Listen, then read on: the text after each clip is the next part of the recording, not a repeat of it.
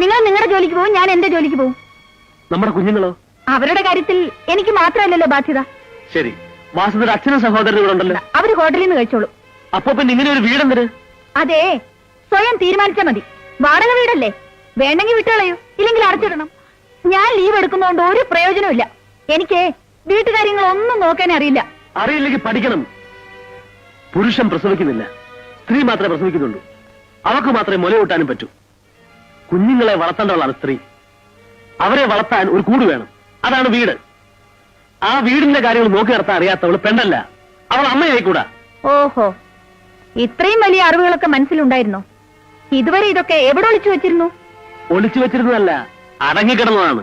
നിന്നോടുള്ള ആരാധന കൂടിയപ്പോ അറിവ് അടങ്ങിപ്പോയടി. അതിതുവരെ മനസ്സിലായിട്ടില്ലേ?